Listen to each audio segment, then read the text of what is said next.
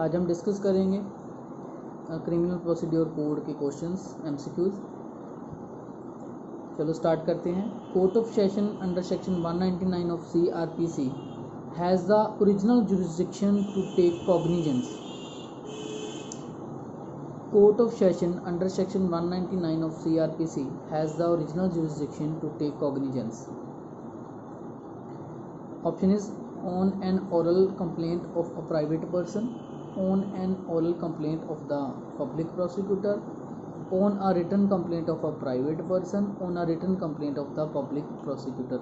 Court of section 199 CRPC के according उसके पास original jurisdiction होती है टू टेक कॉग्निजेंस। किस केस में होगा? अगर रिटन कंप्लेंट पब्लिक प्रोसिक्यूटर देता है तो, यानी कि option 4 is the answer. Next is period of limitation prescribed for making a complaint to the court of session in original jurisdiction. Period of limitation prescribed for making a complaint to the court of session in original jurisdiction.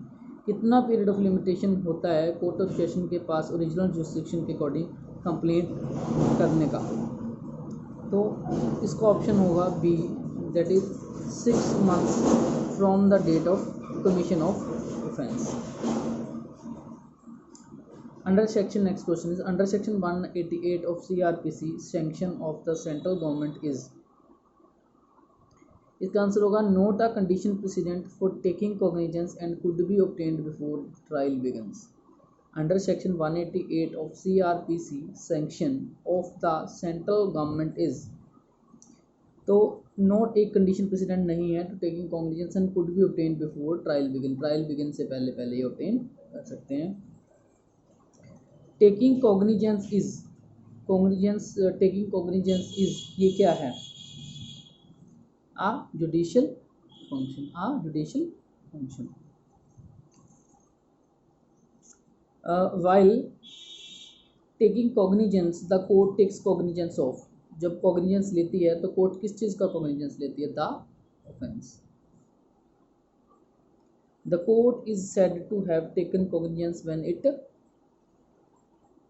order investigation under section 156 subclause 3 of CRPC, issue a search warrant for the purpose of investigation, both A and B, neither A nor B। तो ना A होगा ना B होगा, neither A nor B।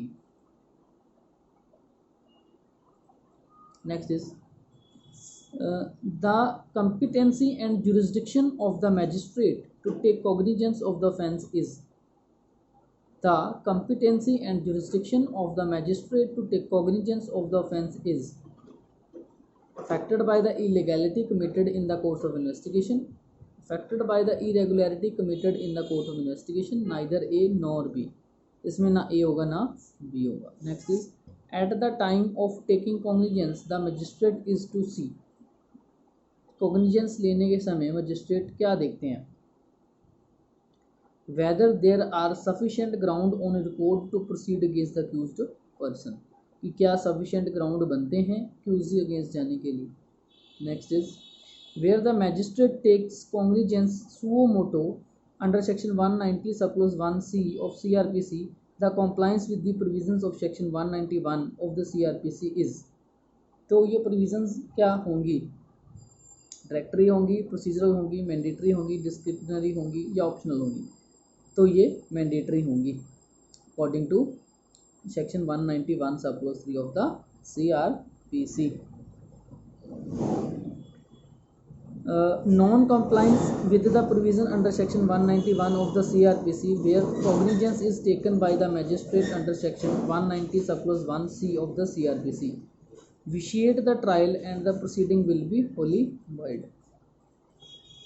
Non-compliance with the provision under section 191 of the CRPC where cognizance is taken by the magistrate under section 190 subclause 1C of the CRPC। अगर provision को non compliance करते हैं according to section 199 of the CRPC तो क्या होगा? Vitiate the trial and the proceeding will be wholly void। तो सारी proceeding क्या हो जाएगी? void हो जाएगी और trial vitiate हो जाएगा। next is section 190 of the CRPC provides for taking of cognizance by the magistrate। section 190 of the CRPC provides for taking of cognizance by the magistrate on a police report filed under section 173 of CRPC on a complaint within the meaning of section 2D of the CRPC, suo motu या सारे, according to section 190 CRPC according taking of cognizance by magistrate, तो ये सभी होंगे, all of the above is the answer. Next is on receipt of a complaint within the meaning of section 2D of CRPC, the magistrate, on receipt of the complaint within the meaning of 2D CRPC, the magistrate, जब complaint receive होती है magistrate के पास 2D CRPC के according, तो क्या होगा, has the jurisdiction to conduct an inquiry himself, has the jurisdiction to direct the police to investigate, तो दोनों चीज़ें क्या कर सकता है, both A and B is the answer, मतलब आंसर C होगा। Next is cognizance of offence punishable under chapter 10 of IPC can be taken by the magistrate. Cognizance of offence punishable under chapter 10 of IPC can be taken by the magistrate. Cognizance जो है chapter 10 IPC according magistrate जो लेता है, जो punishable offence है उसके लिए क्या जरूरी है, on a written complaint of the public servant, public servant के द्वारा written complaint होना ज़रूरी है। The provisions of section 195 of the CRPC, section 195 of the CRPC की provisions जो हैं क्या है, mandatory हैं, option D is the answer। The provisions of section 195 of the CRPC require, 195 CRPC की provisions क्या मांगती हैं, क्या requirement है उनके लिए, कि जो complaint है वो writing में होनी चाहिए, complaint in writing। Under section 195 of the CRPC the complaint in writing must be by, जो 195 CRPC अकॉर्डिंग कंप्लेंट है, रिटन कंप्लेंट है, क्या होना चाहिए ज़रूरी, the public servant concerned, an officer to whom such public servant is administratively subordinate, तो either A और B, या तो पब्लिक सर्वेंट कंसर्न हो या N officer to whom such public servant is administratively subordinate, कोई भी हो सकता है इनमें से। Next is section 195 to section 199 of the CRPC lays down, क्या कहता है सेक्शन 195 से 199 CRPC क्या ले डाउन करता है, create a bar to taking the cognizance unless some requirement are complied with, मतलब 195 से 199 CRPC के अकॉर्डिंग ये बार क्रिएट करता है कॉग्निजेंस लेने के लिए, कि जब तक आपकी शर्तें, जब तक आपकी रिक्वायरमेंट फुलफिल नहीं होती तब तक आप जो है कॉग्निजेंस नहीं ले सकते। Next is under section 195 of the CRPC complaint can be filed by, जैसे कि हमने पढ़ा है 195 CRPC अकॉर्डिंग जो कंप्लेंट है वो पब्लिक सर्वेंट के द्वारा ही होनी चाहिए। Next is section 197 of CRPC, section 197 of CRPC affords protection to, 197 CRPC किसकी प्रोटेक्शन की बात करता है, public servant, that is public servant, answer is C. Next is prosecution for offences against marriage under chapter 20 of the IPC. Prosecution for offences against marriage under chapter 20 of IPC can be launched by any person aggrieved by the offence through a complaint. कोई भी बंदा जो aggrieved party है वो जा सकती है complaint के माध्यम से, मैरिज से रिलेटेड जो भी चैप्टर 20 IPC से अकॉर्डिंग जो prosecution of the for offences हैं उसके लिए chapter 20 IPC according aggrieved party जो है कंप्लेंट के माध्यम से जा सकती है। Next is cognizance of offence under section 498A of IPC can be taken, जो 498A की सेक्शन के अकॉर्डिंग कॉग्निजेंस है IPC अकॉर्डिंग कैसे ली जा सकती है, on a police report, on the complaint of the person aggrieved, on the complaint of father mother brother और sister of the person aggrieved, या सारे, कोई भी हो सकता है, पुलिस रिपोर्ट पे भी हो सकती है, एग्रीव्ड पर्सन के द्वारा भी हो सकती है, फादर मदर ब्रदर सिस्टर जो एग्रीव्ड हैं उनके माध्यम से, उनके ब्रदर्स जो है ब्रदर सिस्टर फादर मदर भी कर सकते हैं, मतलब आंसर 4 होगा all of the above. Next is cognizance of offence of defamation under chapter 21 of IPC can be taken, cognizance जो है डेफॉर्मेशन के रिलेटेड चैप्टर 21 IPC कौन लेता है, on a complaint made by an aggrieved person, ठीक है, aggrieved person की complaint से ये हो सकता है। Where the magistrate take cognizance of the offence on a complaint made to him and consider before the issue of process to the accused that the matter should be investigated, such investigation can be ordered। जब magistrate के पास complaint जाती है और उसको लगता है कि issue of process शुरू होने से पहले क्यों ना इसमें इन्वेस्टिगेशन इसमें की जाए, तो जो मैजिस्ट्रेट ऑर्डर करता है इन्वेस्टिगेशन के लिए वो किस सेक्शन में करता है, 156 सब क्लोज 3, 190, 173 सब क्लोज 8 ऑफ द CRPC या 202 में होती है अगर इशू ऑफ प्रोसेस से पहले मैजिस्ट्रेट को लगता है कि इसमें इन्वेस्टिगेशन होनी चाहिए तो वो 202 में इन्वेस्टिगेशन करवा सकता है। On receipt of a complaint before ordering investigation by the police under section 156 subclause 3 of the CRPC, the magistrate has to see that on receipt of complaint before ordering investigation by the police under section 156(3) of the CRPC, the magistrate has to see that the complaint disclose cognizable offence irrespective of whether the same is triable by the magistrate or exclusively by the court of session. सबसे पहले magistrate ये देखता है जो complaint में cognizable offence के बारे में पता लगता है, ठीक है, वो नहीं देखता कि वो ट्राइबल बाय मैजिस्ट्रेट है या court of session. In a complaint disclosing commission of offence triable by a magistrate, it is necessary to examine the complaint on oath and it is not necessary to examine all the other witness. ये necessary है कि examine किया जाए complainant जो है on oath है, और ये ज़रूरी नहीं है कि सभी अदर विटनेस को एग्जामिन किया जाए। Next question is recording of pre summoning evidence may be dispensed with under section 200 of criminal procedure code. Recording of pre summoning evidence may be dispensed with under section 200 of the CRPC। So is the answer is if the complaint is made in writing by a public servant in the discharge of his official duty. If the complaint is made in writing by a public servant in the discharge of his official duties. Once the magistrate has proceeded with examination of the complainant or decided to record the statement of complainant on oath, the police cannot be directed to investigate under section 156 subclause 3 of the CRPC. Once the magistrate has proceeded with the examination of the complainant or decided to record the statement of the complainant on oath, the police cannot be directed to investigation under section 156 subclause 3 of the CRPC। मतलब अगर एक बार magistrate ने proceeding शुरू कर दी उसके बाद 156(3) की investigation नहीं होगी। On a complaint for offences triable by a magistrate after the recording of the statement of the complainant and the witnesses, if any, on oath, the police can be directed to investigation under section 202 of the CRPC।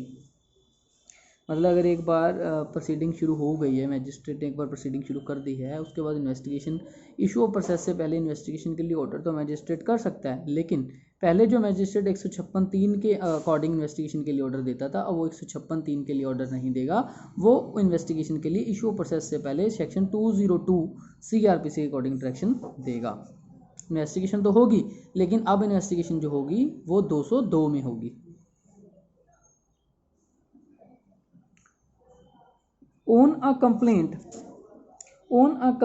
for offences triable by the court of session after recording of the statement of the complainant and the witnesses on oath. On a complaint for offences triable by the court of session after recording of the statement of the complainant and the witnesses, अगर कोई complaint जो tribal by court of session है उसके complainant और witness की statement record होने के बाद the police cannot be directed to investigate at all and the magistrate himself has to conduct an inquiry। इसके बाद क्या होगा, पुलिस को जो है इन्वेस्टिगेशन के लिए डायरेक्शन नहीं दी जाएगी, मैजिस्ट्रेट हिमसेल्फ क्या करेगा, इंक्वायरी शुरू कर देगा। Direction to the police to investigation under section 202 of the CRPC cannot be given without examining the complainant on oath।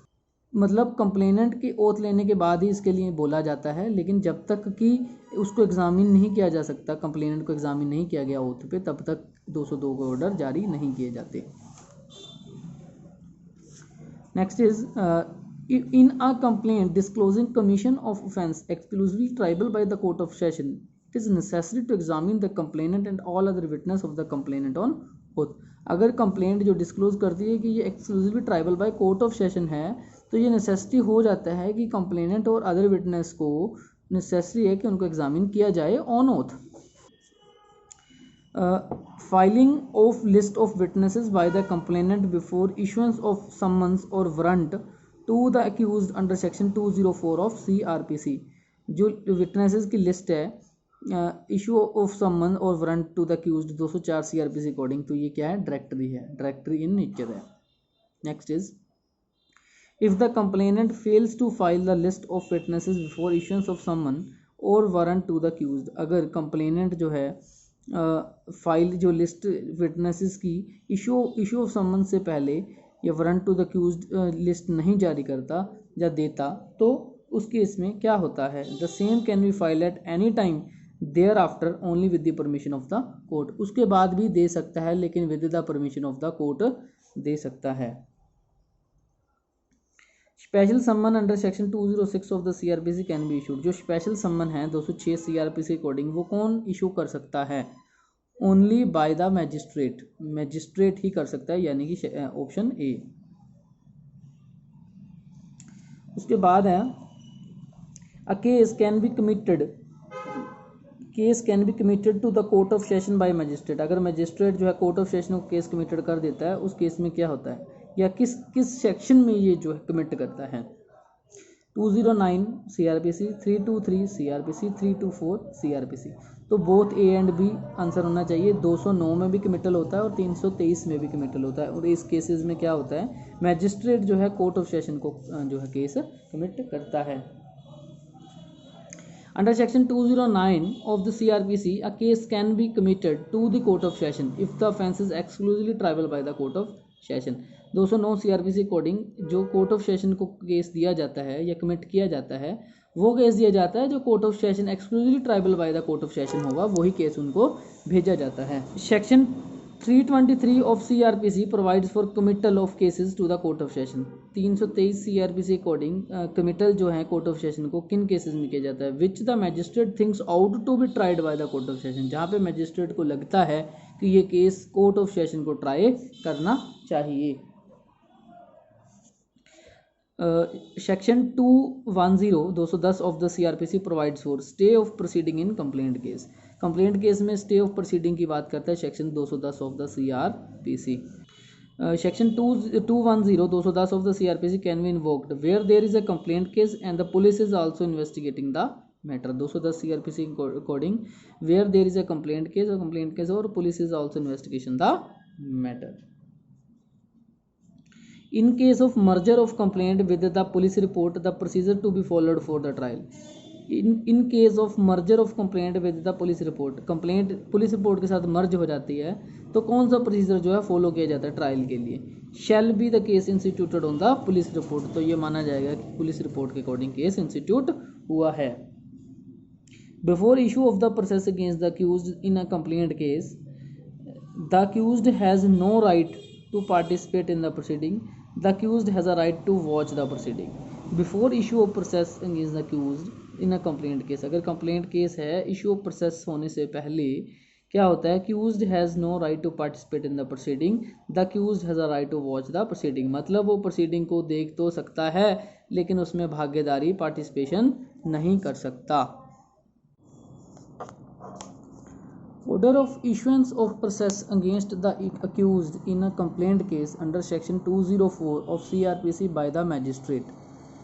Order of issuance of process against the accused in a complaint case under section 204 of the CRPC by the magistrate। 204 CRPC के according अगर complaint case में issue of process के लिए कब किया जा सकता है, can be reviewed by the court issuing the summon, कोई जो कोर्ट है इसको रिव्यू कर सकती है इशू ऑफ समन्स, मतलब A is the answer. After dismissal of a complaint under section 203 a fresh similar complaint on the same facts, अगर dismissal of complaint हो जाती है 203 के अकॉर्डिंग, उसके साथ की फ्रेश कंप्लेंट को सेम फैक्ट्स पे डाला जा सकता है। Is not band but will be entertain only in exceptional circumstances, उसको जो है बैन तो नहीं है लेकिन एंटरटेन किया जाएगा लेकिन एक्सेप्शनल सर्कमस्टांसेस में ही। Committal proceeding under section 209 of the CRPC are in the nature of, जो कमिट किया जाता है 209 CRPC अकॉर्डिंग क्या नेचर होता है उसका, इंक्वायरी नेचर है, ठीक है। Next is jurisdiction to grant bail under section 438 of the CRPC vests with, जो 438 सीआरपीसी के अकॉर्डिंग बेल दी जाती है, सीआरपीसी के अकॉर्डिंग जुरिस्डिक्शन किसके पास है वो? The court of session and the high court and not in the court of magistrate. Court of session दे सकती है, हाई कोर्ट दे सकती है, लेकिन कोर्ट ऑफ द मैजिस्ट्रेट नहीं दे सकता।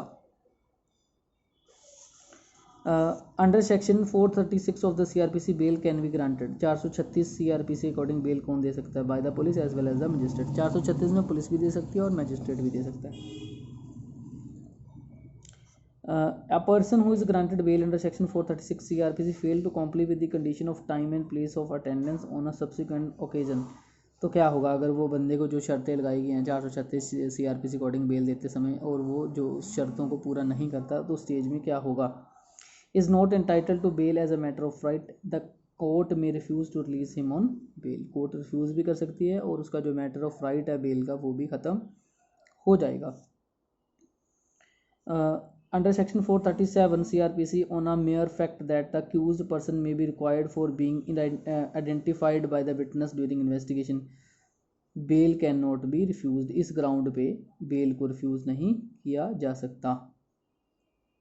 Next is in a non-bailable offence triable by a magistrate, application for bail under section 437 of the CRPC can be moved before the court of magistrate competent to try and entertain the case court of session. ज़्यादा court of session को भेज दो, या magistrate जो भी उसको entertain कर सकता है या ट्राई कर सकता है उसके पास भेज सकते हो। नॉन बेलेबल ऑफेंस के लिए condition on the release on bail can be imposed. Conditions on release on bail can be imposed in all non bailable offences. In non bailable offences punishable with imprisonment may extend to 7 year और more. In cases में condition impose की जाती हैं। Any condition